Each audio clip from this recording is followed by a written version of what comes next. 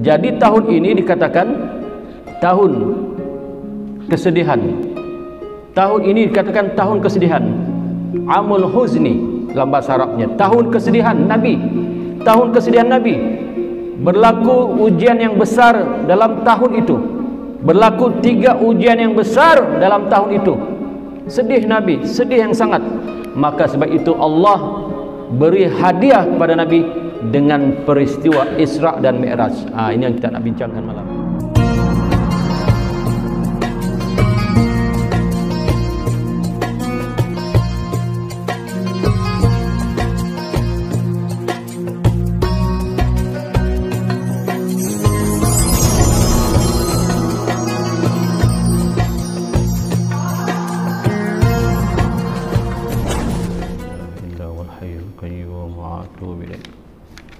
Astaghfirullahaladzim, astaghfirullahaladzim, la ilaha illa huwal hayyul qayyum wa atubu ilaih. Astaghfirullahaladzim, alladzi la ilaha illa huwal hayyul qayyum wa atubu ilaih. Ila haratin Nabi Mustafa Muhammadin sallallahu alaihi wasallam wa alihi wa ashabihi wa azwajihi wa zurriyyati wa ahlihi ajma'in. Syai'un lillahi wa lahumul Fatihah. A'udzu billahi minasyaitonir rajim. Bismillahirrahmanirrahim.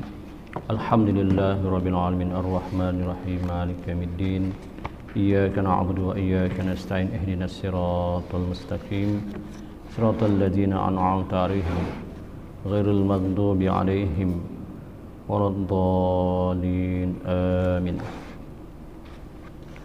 Assalamualaikum warahmatullahi wabarakatuh.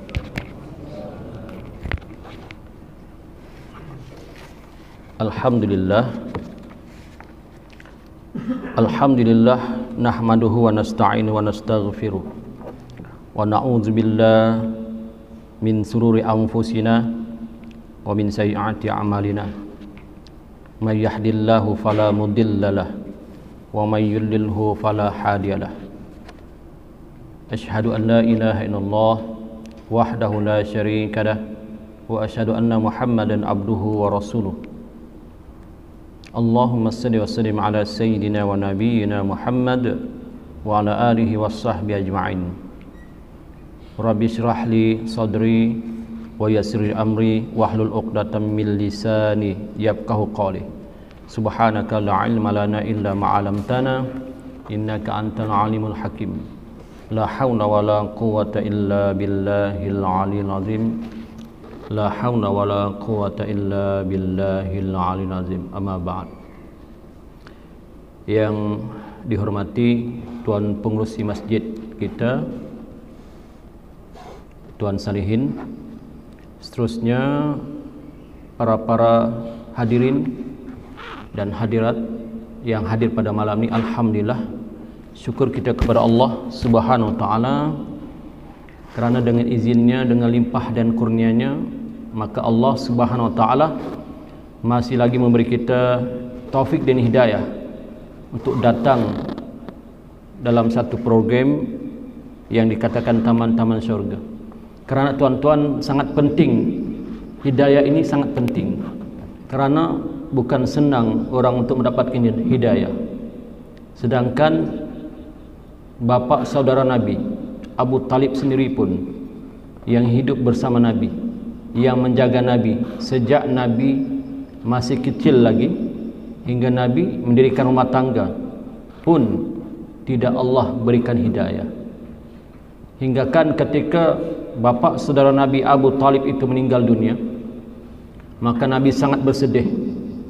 Nabi sangat bersedih kerana bukan sebab kehilangan bapa saudaranya yang banyak membantunya di dalam perjuangan menegakkan Islam ini, tetapi yang menyebabkan Nabi sedih itu adalah kerana bapa saudaranya tidak ingin memeluk Islam di saat-saat kematiannya.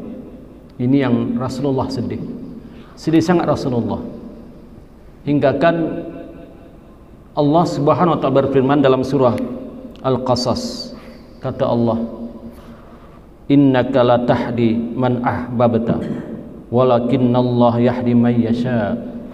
Maksudnya, wahai Muhammad, sesungguhnya engkau tidak akan dapat memberi hidayah kepada orang yang kamu kasihi, tetapi Allah lah yang memberi hidayah kepada orang yang Dia kehendaki. Jadi tuan-tuan, kita ini walaupun hidup jauh daripada Nabi Muhammad sallallahu alaihi wasallam 1434 Hijrah yang telah berlalu, kita sentiasa mendoakan keluarga kita, anak-anak kita, isteri kita. Kalau satu isteri, kalau dua isteri, isteri-isteri kita. Seterusnya sahabat-sahabat kita, jiran-jiran kita, kita doakan supaya mereka dapat hidayah. Tetapi seperti mana peristiwa bapa saudara Nabi ini, bapa saudara Nabi pun saat kematiannya Allah tidak anugerahkan dia hidayah. Subhanallah. Sedangkan dia banyak membantu Nabi. Saat bapa saudara Nabi masih hidup, tidak ada seorang pun orang kafir Quraisy yang berani untuk menyakiti Nabi dengan tindakan yang kasar. Tetapi setelah kewafatan bapa saudara Nabi, kerana bapa saudara Nabi ini adalah pembesar orang-orang Quraisy di Mekah, maka ketika itu mereka berani untuk menyakiti Nabi. Jadi tuan-tuan para hadirin yang dikasihi sekalian, peristiwa pada malam ini yang kita bincangkan ini adalah satu peristiwa Isra wa Mi'raj yang mana saban tahun umat Islam memperingatinya. Kerana apa tuan-tuan? Kerana di dalam peristiwa Isra dan Mi'raj ini terkandung banyak peristiwa-peristiwa yang dapat memberi suri teladan kepada kita. Kemudian peristiwa Isra dan Mi'raj ini berlaku saat Nabi Muhammad sallallahu alaihi wasallam ditimpa ujian demi ujian. Nabi Muhammad, Nabi kita, ditimpa ujian demi ujian. Nabi Muhammad ini, untuk mengatakan tuan-tuan yang dikasihi sekalian, sejak bayi lagi telah Allah uji, sampai kewafatan Nabi Muhammad sallallahu alaihi wasallam diuji lagi. Subhanallah. Sebab itu dia termasuk di kalangan Nabi yang ulul azmi, yang paling banyak ujian. Kemudian di antara ujian sebelum berlakunya Isra wa Mi'raj ini adalah yang mana ketika itu umat Islam dikepung selama 3 tahun. Umat Islam yang telah memeluk Islam telah dikepung oleh kafir Quraisy selama 3 tahun. Dalam peristiwa itu ada surat perjanjiannya tuan-tuan. Surat perjanjian yang mana umat Islam dilarang untuk berurusan jual dan beli. Orang Islam ketika itu yang dikepung tidak dibenarkan untuk berurusan membeli barang dengan orang lain, dan orang lain tidak boleh menghantar barang kepada umat Islam. Bahkan urusan nikah kawin pun tidak boleh. Orang Islam tidak boleh menikahi orang lain, orang di luar Islam tidak boleh menikahi orang Islam. Ketika itu dikurung Rasulullah dan para sahabat selama 3 tahun. Akhirnya ujian yang berlaku, bayangkan tuan-tuan, kita tidak dibenarkan urus niaga selama 3 tahun. Akhirnya makan minum pun susah.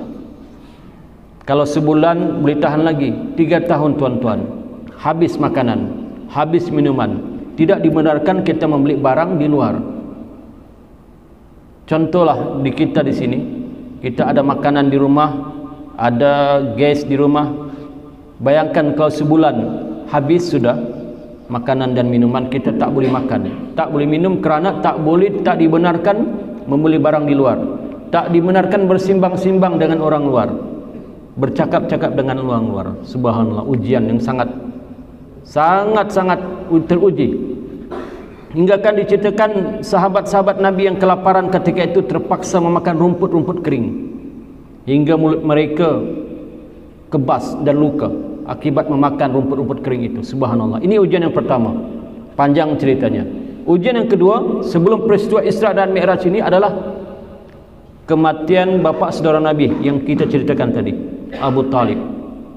Abu Talib ini adalah orang kaki kanan Nabi, artinya yang mendukung perjuangan Nabi. Walaupun dia tidak memeluk Islam, walaupun dia tidak mengucapkan 2 kalimat syahadah, tetapi dia menyokong perjuangan Nabi. Bahkan dikatakan, siapa-siapa yang menyakiti anak saudaraku Rasulullah Nabi Muhammad, maka aku akan perangi dia, kata Abu Talib. Hingga kan orang kafir Quraisy yang hebat-hebat ketika itu tidak berani menyentuh Nabi. Tapi bila kewafatan Nabi, kewafatan Abu Talib, maka berlakulah peristiwa-peristiwa seperti tadi. Sedih Nabi. Kemudian ujian yang ketiga pula adalah selepas kewafatan ataupun selepas kematian bapa saudara Nabi, ada lagi ujian kepada Nabi yang berat juga, yaitu kewafatan istri kesayangan Nabi yang bernama Siti Khadijah binti Khuwailid.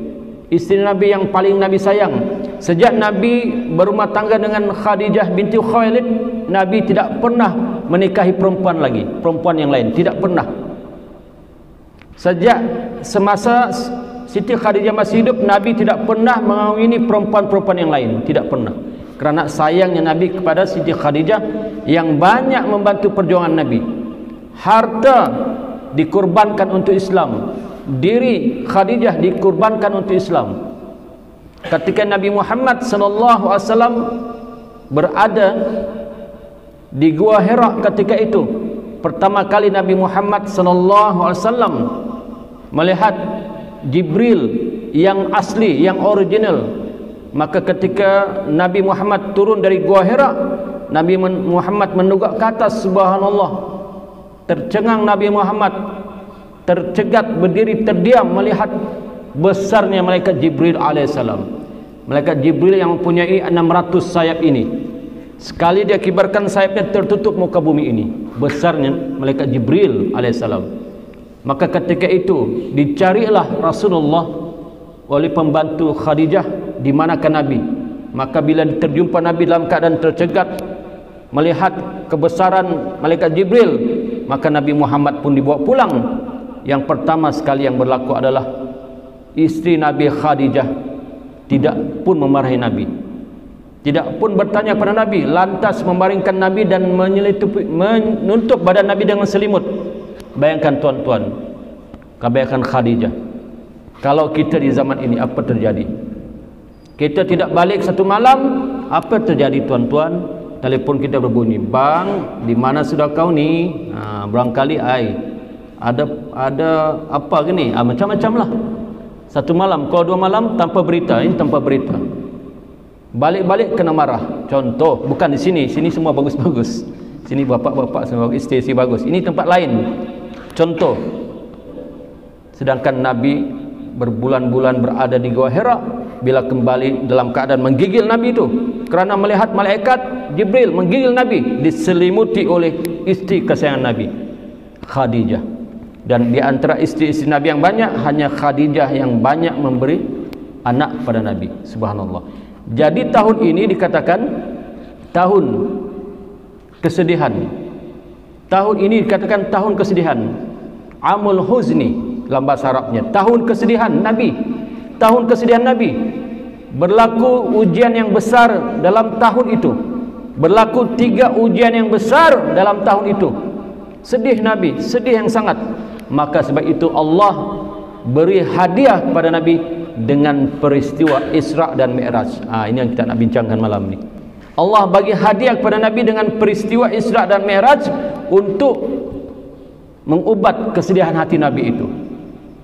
Tidak ada seorang rasul pun yang Allah utus ke muka bumi ini yang pernah Allah Isra dan Mi'rajkan ke langit, tidak ada, melainkan Nabi Muhammad sallallahu alaihi wasallam. Maka peristiwa itu berlaku di mana, tuan-tuan? Peristiwa Isra wa Mi'raj ini, Isra Mi'raj ini berlaku di mana? Berlaku di Mekah. Berlaku di Mekah. Sebelum hijrah. Berlaku di Mekah, kata para alim ulama, setahun sebelum hijrah. Peristiwa Isra dan Mi'raj ini berlaku di Mekah setahun sebelum hijrah Nabi, di waktu malam. Nabi di Isra waktu malam dan kembali sebelum subuh. Subhanallah. Bagaimana peristiwanya? Kita akan kupaskan perlahan dengan izin Allah. Mudah-mudahan Allah izinkan saya untuk menyampaikan, mudah-mudahan insya-Allah. Jadi peristiwa Isra Mi'raj ini boleh kita bahagikan kepada 3. Yang pertama, peristiwa ketika masih berada di bumi ini. Yang kedua, peristiwa perjalanan ke langit. Dan yang ketiga, peristiwa turun kembali ke bumi. 3 peristiwa. Sekarang kita ceritakan dulu perjalanan Nabi ketika di bumi. Artinya Isra, Mi'raj. Isra itu perjalanan Nabi daripada Masjidil Haram ke Masjidil Aqsa dipanggil Isra. Perjalanan Nabi daripada Masjidil Haram ke Masjidil Aqsa dipanggil Isra. Mi'raj itu perjalanan Nabi daripada Baitul Maqdis, Palestin ke langit. Kemudian Nabi turun semula. Jadi ceritanya panjang tuan-tuan. Panjang cerita. Kita akan cuba ringkaskan insya-Allah. Jadi kita sudah faham tadi bahawa tarikh Isra Mi'raj ini adalah peristiwa setahun sebelum berlakunya hijrah, dan ketika peristiwa ini berlaku di Mekah.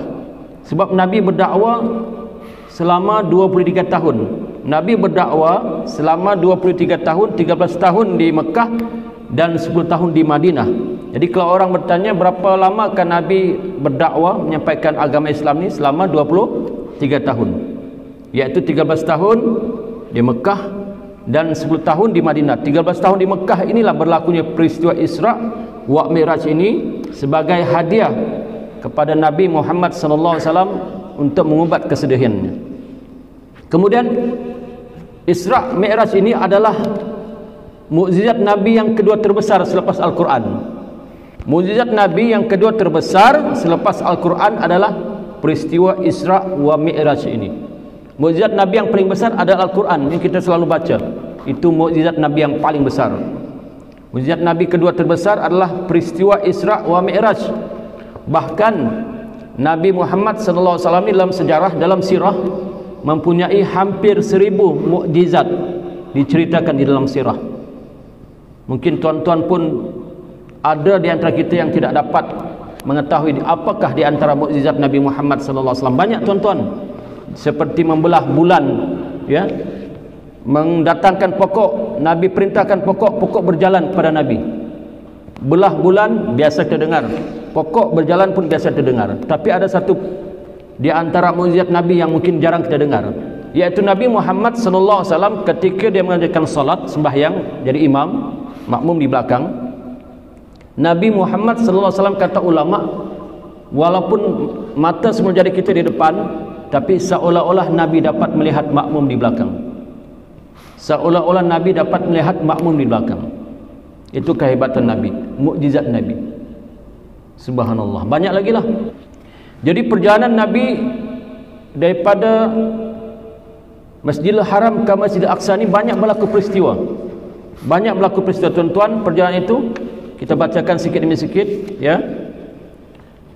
Yaitu Nabi sebelum di Isra Mi'rajkan, maka datanglah malaikat Jibril. Datang malaikat Jibril ini yaitu dengan tujuannya apa tuan-tuan? Tujuannya datang membelah dada Nabi kali kedua. Kan Nabi Muhammad sallallahu alaihi wasallam dulu ketika umurnya dalam sekitar 6 hingga 7 tahun, Nabi Muhammad dadanya pernah dibelah oleh malaikat di kampung, tak silap saya, Bani Sa'ad. Ketika itu, ketika Nabi bermain-main dengan kawan-kawan yang sebaya dengannya, maka datanglah malaikat Jibril bersama beberapa malaikat yang lain mengangkat Nabi, kemudian membelah dada Nabi, dibersihkan hati Nabi. Bukan bermakna hati Nabi itu kotor, jangan salah paham pula. Bukan, hati Nabi tidak kotor, bersih. Tapi Allah bagi hikmah dan kemuliaan kepada Nabi Muhammad sallallahu alaihi wasallam. Kerana begitu juga peristiwa Isra Mi'raj ini, malaikat Jibril datang membelah dada Nabi kali kedua. Tujuannya kerana Nabi ingin bertemu Allah Subhanahu wa taala. Ya. Seperti kitalah di sini, kita ingin bertemu dengan TYT contohlah, ataupun sultan kah, menteri kah, apa kita buat? Tak akan kita datang dalam keadaan badan kita bau busuk lah, kan? Pakaian cincai lah. Datang ke istana pakaian cincai, baru lepas putung rumput masuk istana. Itu namanya tidak beradab.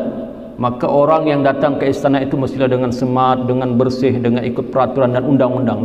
Begitulah Nabi Muhammad sallallahu alaihi wasallam di Isra Mi'rajkan dengan peraturan-peraturan tertentu yang Allah telah tetapkan, ya.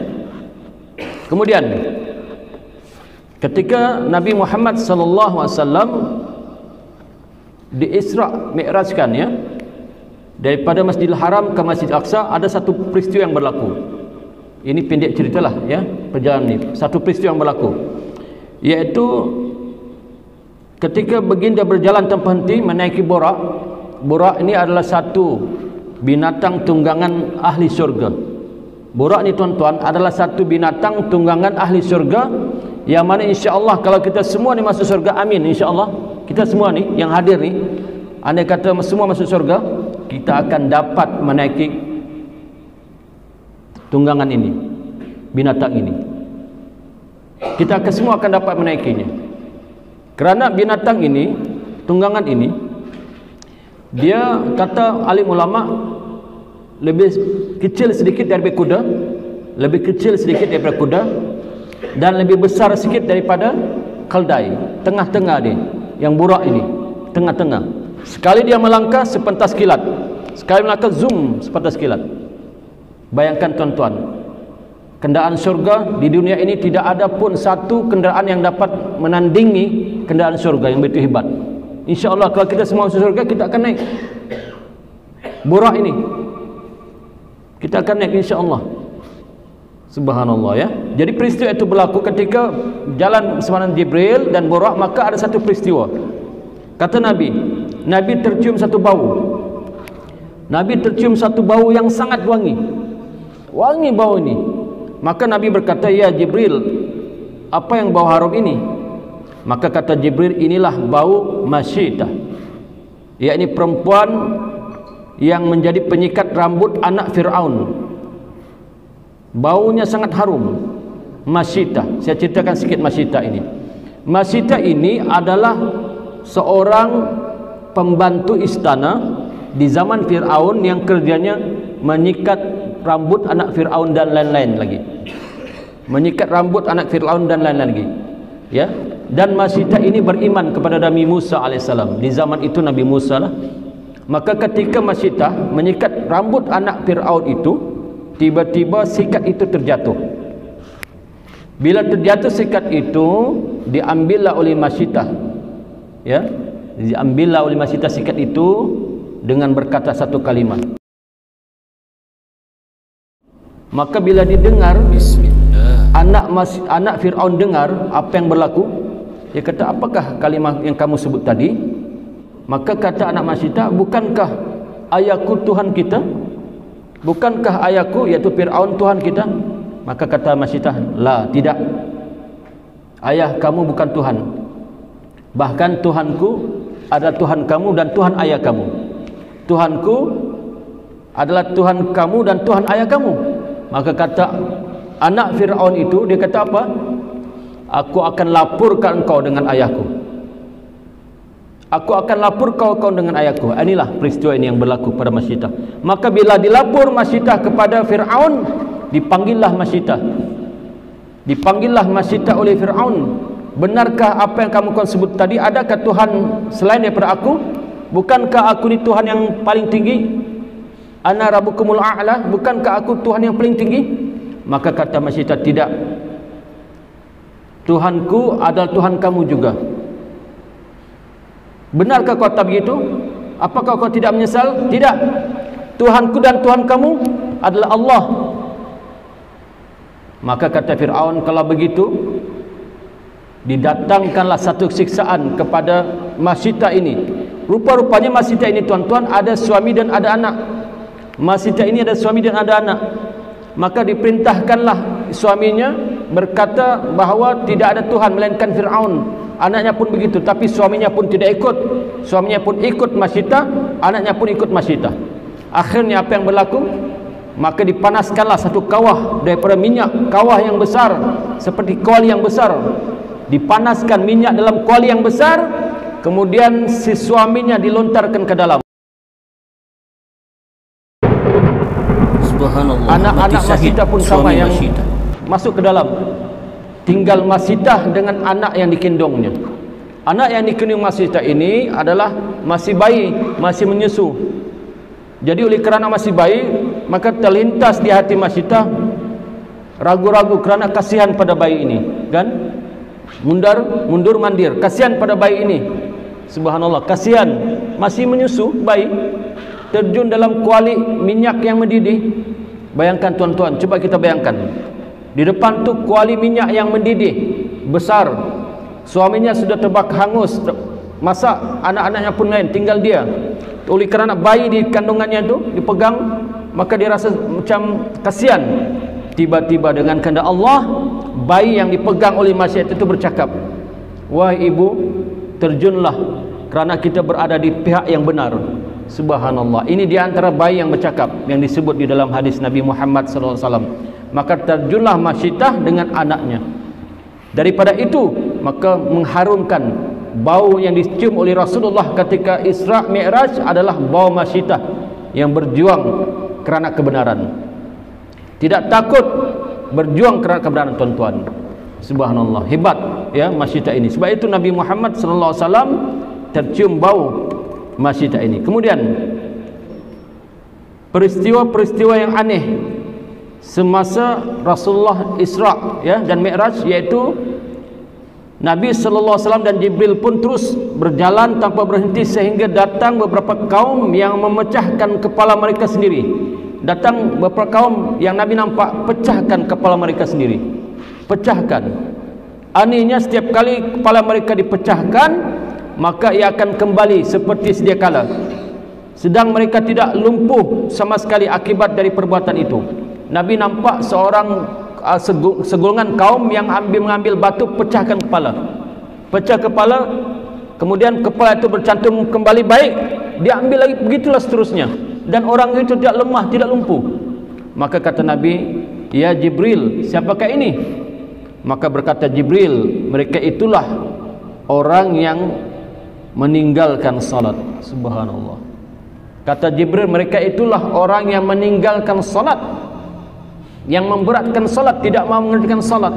Maka Nabi melihat mereka seperti tadi, dipecahkan kepala dengan batu, berkecai, kemudian kembali kepala itu seperti sedia kala, dipecahkan lagi, begitulah berterusan. Subhanallah. Ini di antara peristiwa yang Nabi nampak ketika Nabi sallallahu alaihi wasallam di Isra dan di Mi'rajkan, ya. Kemudian seterusnya kita terus, peristiwa di bumi selesai, banyak lagi, tapi kita terus naik ke langit. Saya terus bawa tuan-tuan mendaki langit. Tapi bukan mendaki langit betul-betul, mendaki langit dalam cerita. Saya terus bawa tuan-tuan mendaki langit demi langit. Dan apakah peristiwa-peristiwa yang berlaku di langit? Ya, apakah peristiwa-peristiwa yang berlaku di langit? Maka ketika Nabi Muhammad sallallahu alaihi wasallam naik ke langit, ya, bersama dengan malaikat Jibril. Ada pendapat ulama, pertama sekali dia kata, ulama yang pertama mengatakan bahawa Nabi Muhammad naik ke langit bersama dengan Burak juga. Ulama yang kedua mengatakan tidak. Dengan Isra, perjalanan Mi'raj itu adalah tangga.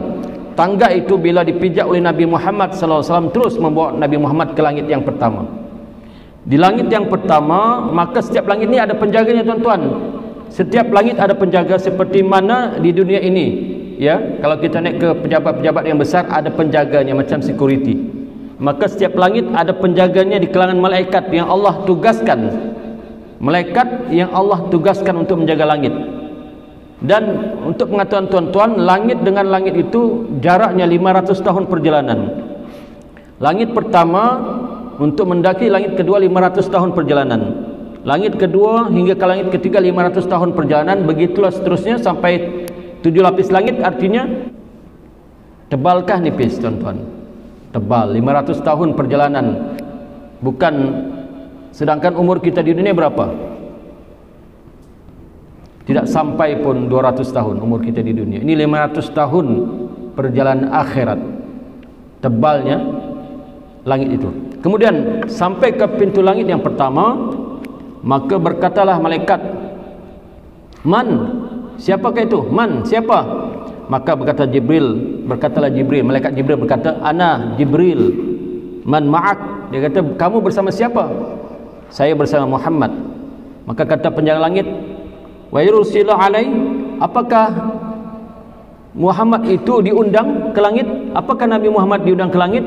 Kata malaikat penjaga langit. Kata Jibril, "Ya, Nabi Muhammad diundang ke langit." Maka dibukalah langit. Dibukalah langit. Bila dibuka ke langit yang pertama, maka terjumpalah Nabi Muhammad sallallahu alaihi wasallam dengan siapa, tuan-tuan? Dengan Nabi Adam alaihissalam, bapa kita, keturunan kita. Nabi Adam alaihissalam. Maka bila bertemu dengan Nabi Adam alaihissalam,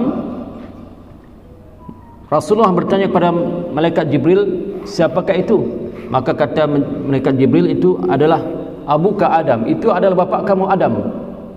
Nabi Muhammad pun bertanya, sebab Nabi Muhammad pun tidak pernah nampak Nabi Adam kan, ditinggalkan beribu tahun begitu. Maka kata malaikat Jibril, itu abuka Adam, itu ayah kamu Adam. Maka bila bertemu dengan Nabi Adam pun memberi salam, assalamualaikum, marhaban bil ibni salih wa nabiyyu salih. Kata Nabi Adam, selamat datang anak yang saleh dan nabi yang saleh. Kan? Kemudian Nabi terus menjalankan perjalanan. Ada lagi panjang tapi kita singkatkan. Nabi terus melanjutkan perjalanan ke langit yang kedua. Di langit kedua, Nabi bertemu dengan Nabi Isa alaihissalam dan Nabi Yahya alaihissalam. Di langit kedua, Nabi bertemu dengan Nabi Isa dengan Nabi Yahya. Untuk pengetahuan tuan-tuan, Nabi Isa alaihissalam adalah di antara Nabi yang masih hidup sampai sekarang. Nabi Isa masih hidup sampai sekarang, belum wafat lagi, dan dia sekarang berada di langit yang kedua. Kenapa dia belum diwafatkan oleh Allah? Kerana ada urusan ataupun ada tugas yang Allah akan suruh Nabi Isa kerjakan di akhir zaman, yaitu Nabi Isa alaihissalam akan turun di akhir zaman nanti. Tugasnya adalah untuk membunuh Dajjal laknatullah. Sebab itu Nabi Isa alaihissalam belum wafat, masih berada di langit yang kedua. Dan Nabi Isa alaihissalam nanti ketika hadirnya ke muka bumi ini bersama dengan dua malaikat yang mengiringinya, Nabi Isa memegang tangan kanan, Nabi Isa memegang malaikat yang sebelah kanan, dan tangan kiri Nabi Isa memegang malaikat yang sebelah kiri, turun di satu tempat di Damsyik, di satu tempat di masjid di Damsyik, ya, yang mana masjid itu dikatakan Masjid Menara Putih. Di Masjid Menara Putih itulah Nabi Isa alaihissalam Allah turunkan di akhir zaman nanti. Kalau kita panjang umur, tuan-tuan, saya dan tuan-tuan, insya-Allah kita akan bertemu dengan Nabi Isa alaihissalam kalau panjang umur lah, ya. Sebab peristiwa akhir zaman, tanda-tanda kiamat akhir zaman yang 10 itu sikit demi sikit akan berlaku juga akhirnya. Daripada kata ulama susunan 10 tanda kiamat itu, daripada yang pertama, ya, ad-dukhan, yang kedua lahirnya Dajjal, dan yang ketiga Nabi Isa alaihissalam, dan seterusnya. Jadi peristiwa ini kalau Allah panjangkan umur kita, maka kita akan berjumpa dengan Nabi di akhir zaman. Tapi Nabi Isa alaihissalam dia tidak membawa agama baru, tidak. Dia menjadi umat Nabi Muhammad sallallahu alaihi wasallam dan beramal dengan apa yang disampaikan oleh Nabi Muhammad sallallahu alaihi wasallam. Nabi Isa turun ketika umat ketika itu dipimpin oleh seorang pemimpin yang adil, yaitu Imam Mahdi. Ketika itu umat Islam dipimpin oleh seorang pemimpin yang adil, Imam Mahdi, dan Imam Mahdi tidak dapat membunuh Dajjal, tidak dapat bertarung dengan Dajjal, cuma mempertahankan umat Islam, mempertahankan iman sahaja. Akhirnya ketika Dajjal mengetahui bahawa Imam Mahdi telah memimpin umat Islam, maka ketika itu Dajjal ingin menyerang Imam Mahdi dan umat Islam ketika itu, ya, maka ketika itulah umat Islam atas pimpinan Imam Mahdi bermunajat kepada Allah, bermunajat memohon kepada Allah supaya Allah turunkan bantuan. Ya Allah, turunkanlah bantuan kerana Dajjal ini makin berkuasa, makin merosakkan akidah orang, makin berleluasa perangainya, jahat macam-macam lagi lah. Maka doa itu didengar oleh Allah, maka Allah turunkan Nabi Isa alaihissalam di Menara Putih, satu masjid di Damsyik. Ketika Nabi Isa alaihissalam turun menjelang waktu subuh, maka pagi-paginya itu Dajjal dan orang-orang Yahudi, ya, yang menjadi pengikut Dajjal pun berbondong-bondong ingatkan Nabi Isa belum turun. Mereka ingin perang Imam Mahdi dan umat Islam ketika itu. Mereka ingat Nabi Isa belum turun, padahal Nabi Isa sudah turun. Bila terbuka pagar masjid itu, maka berdiri Nabi Isa alaihissalam. Bila berdiri, bila Dajjal melihat Nabi Isa alaihissalam, bergetar badan Dajjal, bergetar badan Dajjal. Kemudian seperti kata ulama, seperti ibarat lilin yang kita bakar itu cair. Dajjal melihat Nabi Isa alaihissalam, maka dikejarlah Dajjal itu Nabi Isa. Dajjal lari ke utara, ada Nabi Isa alaihissalam. Dajjal lari ke barat, ada Nabi Isa. Ke timur ada Nabi Isa. Ke selatan ada Nabi Isa. Maka ketika itu Nabi Isa alaihissalam membunuh Dajjal. Ini peristiwa yang akan berlaku, ya. Okey, sambung balik. Kemudian Nabi Muhammad SAW teruskan perjalanannya hingga ke langit yang ketiga. Sampai langit ketiga jumpa Nabi Yusuf alaihissalam. Ya, saya nak sebut sikit tadi. Langit yang pertama dibuat daripada zamrud yang hijau. Langit kedua dibuat, ya, langit kedua dibuat daripada emas. Langit yang ketiga dibuat daripada besi. Berjumpa dengan Nabi Yusuf. Langit keempat, ini kita pendekkan cerita, berjumpa dengan Nabi Idris alaihissalam. Dan langit keempat ini dibuat daripada tembaga. Nabi Idris ini pun ada sejarah, tuan, ada ceritanya. Tapi kita tak mau ceritakan malam ini, takut panjang. Iaitu ketika Nabi Idris bertemu dengan malaikat, bersahabat dengan malaikat. Langit yang kelima, Nabi Muhammad berjumpa dengan Nabi Harun alaihissalam. Harun, Nabi alaihissalam ni kan, Harun ini adalah bersama dengan Nabi Musa alaihissalam ketika zaman Nabi Musa. Kemudian langit yang keenam, Nabi Muhammad sallallahu alaihi wasallam bertemu dengan Nabi Musa alaihissalam. Dan ini yang kita mau ceritakan. Nabi Muhammad sallallahu alaihi wasallam, apakah tujuan Nabi Muhammad di Isra dan Mi'rajkan ke langit? Di antaranya adalah untuk Allah perintahkan Nabi Muhammad, diperintahkan oleh Allah untuk Nabi Muhammad dan umatnya mengerjakan salat sebanyak 50 waktu sehari semalam. Tuan-tuan, 50 waktu sehari semalam diperintahkan Nabi Muhammad.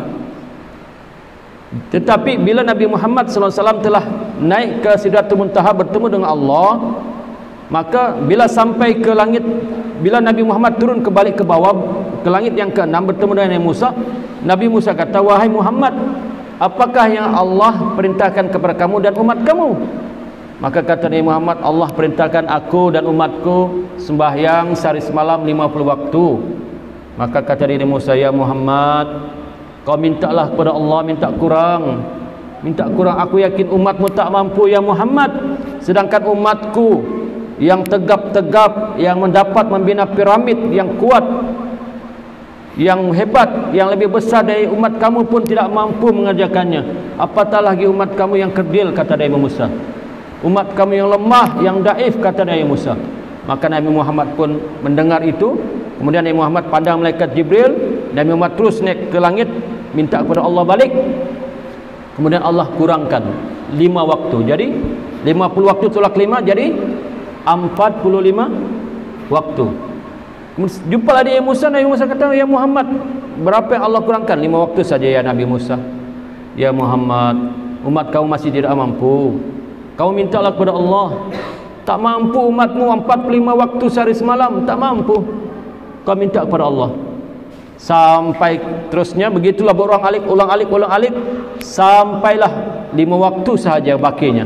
Maka Allah berfirman, "Ya hai Muhammad, sembahyang 50 waktu itu pahalanya menyemai sembahyang 5 waktu." Maka Nabi Muhammad turun balik ke langit ke-6 tu, jumpa Nabi Musa. Kata Nabi Musa, "Ya Muhammad, berapa yang Allah bagi?" Kata Nabi Muhammad, "Ya Nabi Allah Musa, Allah telah memberi aku 5 waktu sembahyang untuk umatku sehari semalam." Apa kata Nabi Musa? "Ya Muhammad, masih belum lagi. Umatmu belum mampu ya Muhammad. 5 waktu itu rasa berat.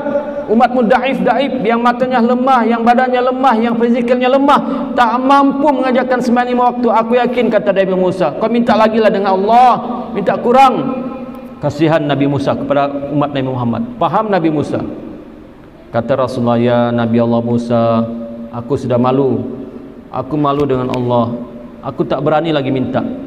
Bayangkan tuan-tuan, benarkan apa kata Nabi Musa? Betulkah tidak? Apa kata Nabi Musa? Umatmu 5 waktu pun tak mampu. Buktinya sekarang ternyata tuan-tuan, berapa ramai orang yang tidak mampu mengerjakan salat. Berapa ramai, sedangkan itu perintah Allah, bukan perintah ulama, bukan perintah ustaz, perintah Allah. Wajib mengerjakan sembahyang 5 waktu sehari semalam ni perintah Allah. Siapa Allah? Allah yang menjadikan langit dan bumi ini. Allah yang menjadikan langit dan bumi ini. Besarnya alam ini, saya ceritakan sikit. Besarnya alam ini untuk supaya terasa gerun dengan Allah. Allah ciptakan kursi. Allah ciptakan kursi. Kan? Kemudian langit ini sudah besar. Setiap lapis 500 tahun dikali 7, 7.000 tahun. Andai kata Rasulullah, bumi ini, alam ini, langit ini ibarat sekeping besi. Langit ini ibarat sekeping besi. dilontarkan ke padang pasir. Langit ini ibarat sekeping besi, dilontarkan ke padang pasir itu kursi. Langit ini ibarat sekeping besi. Padang pasir kecil ke besar? Padang pasir yang luas itu, itulah kursi Allah. Sedangkan langit itu ibarat sekeping besi. Besar kan kecil? Besar. Kursi ini besar, makhluk besar. Tetapi ada lagi makhluk Allah yang paling besar, bukan kursi. Kursi itu sudah besar. Langit 7 lapis itu kalau dikumpul, kata Rasulullah, ibarat sekeping besi dilontar ke padang pasir, maka padang pasir itu kursi, sekeping besi itu langit yang 7 lapis. Rupa-rupanya ada lagi makhluk Allah yang paling besar. Apa dia? Arasy. Makhluk Allah yang paling besar adalah arasy, yang mana kursi tadi itu kalau dijadikan sekeping besi dilontar ke padang pasir itu arasy, kursi itu besi. Subhanallah. Besar ke kecil? Ya, di langit ini peristiwa yang terakhir di langit, yaitu Nabi terus ke langit yang ke-7. Nabi bersama malaikat Jibril terus naik ke langit yang ke-7. Ini langit yang terakhir, ya, selepas ini berhentilah. Yaitu ketika Nabi naik ke langit yang ke-7, yaitu sudah pun disebutkan sebelum ini bahwa ia dijadikan daripada yakut yang merah. Langit ke-7 ini dibuat daripada yakut yang merah. Bagaimana bentuk wallahu alam. Justru itu Jibril meminta supaya pintu dibuka seperti biasa tadi, lalu ia pun dibuka seperti biasa tadi. Kemudian apabila Nabi Muhammad SAW masuk dalam malaikat Jibril, maka terlihatlah Nabi Ibrahim alaihissalam di langit yang ke-7. Terpandanglah Nabi Ibrahim alaihissalam di langit yang ke-7 dalam keadaannya menyandarkan belakangnya di Baitul Ma'mur. Menyandarkan belakangnya di Baitul Ma'mur, ya, seperti beliau ni menyandarkan belakang, begitu keadaannya. Menyandarkan belakang di Baitul Ma'mur. Baitul Ma'mur ni apa ni tuan-tuan? Baitul Ma'mur ini adalah Ka'bah malaikat, tempat malaikat tawaf. Baitul Ma'mur adalah tempat malaikat tawaf di langit sana. Kalau kita manusia tawaf di Ka'bah, maka malaikat tawaf di Baitul Ma'mur. Kata alim ulama, sekali malaikat tawaf 70.000 malaikat, 70.000 malaikat akan tawaf mengelilingi Baitul Ma'mur. Sekali tawaf tidak akan datang lagi. Sekali tawaf tidak datang lagi. Kalau sudah pergi umrah, ada duit pergi umrah, ada duit pergi umrah, ada duit pergi umrah. Malaikat tidak. Sekali dia tawaf di Baitul Ma'mur tidak datang lagi. Kenapa? Kerana banyak sangat malaikat. 70.000 malaikat tawaf hilang, datang lagi 70.000 hilang. Subhanallah, ya. Kemudian kata Nabi Ibrahim kepada Nabi Muhammad SAW, marhaban bil ibni salih wa nabiyyu salih. Selamat datang anak yang saleh dan nabi yang saleh. Kemudian kata Nabi Ibrahim, dia memberi pesanan kepada kita umat Nabi Muhammad, ya. Kata Nabi Ibrahim, wahai Muhammad, sesungguhnya engkau berjumpa dengan Tuhan engkau pada malam ini. Sesungguhnya umat engkau lebih terpilih daripada umatku. Jika engkau mampu memohon hajat kepada Tuhanmu, maka pohonlah hajat, kata Nabi Ibrahim. Kemudian kata Nabi Ibrahim, ya Muhammad, suruh umatmu memperbanyakkan tanaman di dalam surga. Kata Nabi Ibrahim, ya Muhammad, suruh umatmu memperbanyakkan tanaman di dalam surga. Tanaman apa? Kerana kata Nabi Ibrahim, sesungguhnya tanah di surga sangat baik dan amat luas. Maka Nabi berkata, apakah tanaman di surga itu ya Nabi Allah Ibrahim? Apakah tanaman di surga itu?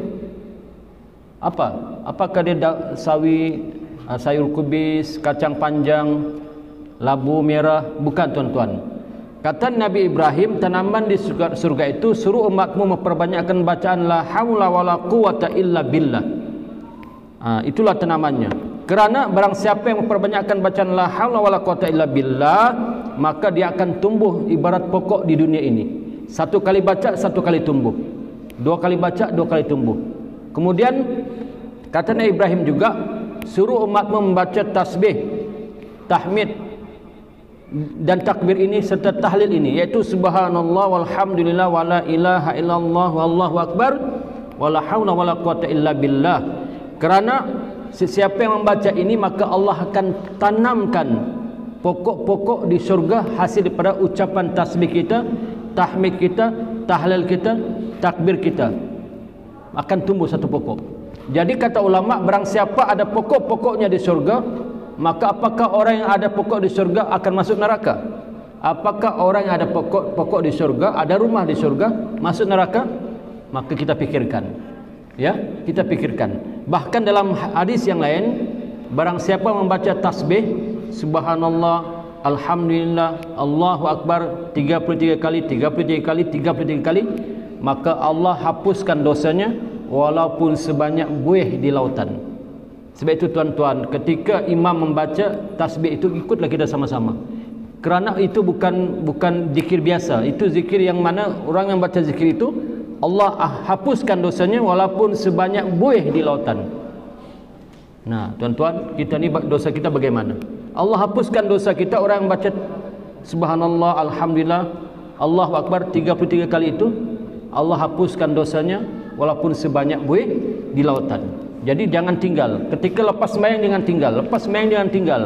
Kerana kita mengharapkan keridaan Allah. Begitu juga ayat kursi, jangan ditinggal selepas sembahyang. Kerana kata Nabi dalam hadis, barang siapa yang baca ayat kursi selepas sembahyang, maka tiada yang menghalang kepadanya masuk surga, tiada, melainkan mati.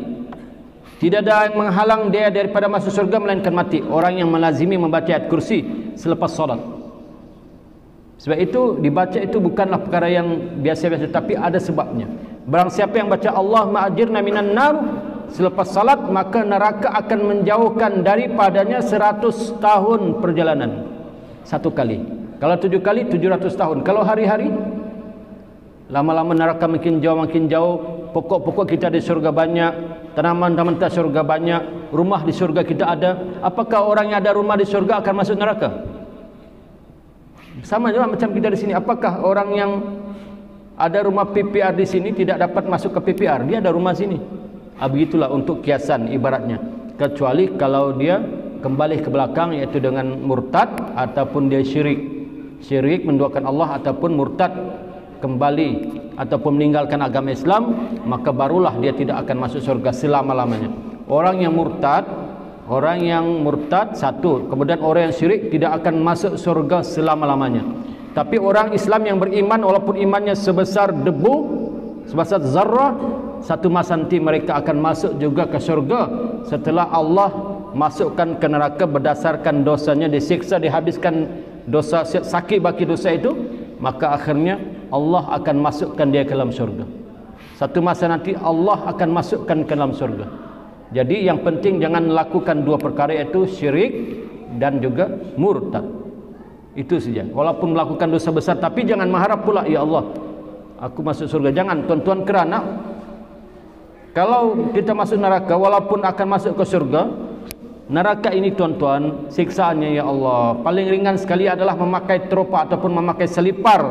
Yang mana siapa yang makan selipar besi daripada neraka ini, otaknya akan mendidih. Otaknya akan mendidih. Memakai selipar besi dari neraka, itulah paling ringan siksa di neraka, otak akan mendidih. Maka orang yang paling ringan siksa dalam neraka adalah bapa saudara Nabi tadi, Abu Talib. Dia pakai selipar, mendidih otaknya, mendidih. Jadi dia berkata, ya Allah, siksaku paling berat, sedangkan siksa itu adalah paling ringan sekali di neraka, memakai selipar itu. Jadi jangan, ya Allah, aku masuk neraka nanti, buat dosa, tidak apa masuk neraka nanti masuk surga. Jangan, tuan-tuan. Kerana ka'alfisanatu mimma ta'uddun, satu hari di akhirat sama dengan 1000 tahun di dunia. Kalau masuk satu hari 1000 tahun, seperti 1000 tahun di dunia. Masuk neraka satu hari seperti 1000 tahun. Hangus lebur badan kita. Subhanallah. Tidak makan, tidak minum, sakit badan ni, ya Allah, tidak kepalanglah. Sampaikan badan kita menjadi hangus. Tetapi kemuliaan umat Nabi Muhammad sallallahu alaihi wasallam yang pernah sujud, diceritakan dalam hadis umat Nabi Muhammad yang pernah sujud, kan, maka orang-orang kafir di dalam neraka heran. Kamu dikata disiksa di neraka, badan kamu hitam tapi muka kamu putih. Kenapa kami ini semua muka kami hitam, bahkan biru? Orang kafir mukanya hitam biru, tapi orang yang pernah sujud, tidak syirik, masuk neraka mukanya putih. Dia kata apa? Ya kafir, wahai orang kafir masuk neraka, kami dulu di dunia kami sembahyang, kami sujud, tapi kami masih melakukan dosa. Sebab itu muka kami putih, kesan-kesan wuduk yang ada pada kami. Subhanallah, ya. Ini sebagai peringatanlah. Jadi moga-moga apa yang saya sampaikan pada malam ini walaupun tidaklah seberapa dapat memberi manfaat kepada saya dan juga kepada tuan-tuan yang mendengar. Ambillah yang positifnya, yang negatifnya buang jauh-jauh, yang positif ambil, yang negatif buang jauh-jauh. Dan sesungguhnya yang benar itu datang daripada Allah SWT. Yang salah dan silap itu tentulah datang daripada kelemahan hawa nafsu saya sendiri yang daif ini. Maka saya memohon ampun dan maaf, ya. Cukup setakat itu. Wabihi wallahu alam. Sebelum kita berundur, kita baca doa tasbih kifarah dan suratul as. Bismillah.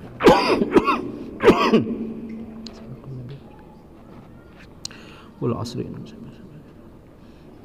Assalamualaikum warahmatullahi wabarakatuh.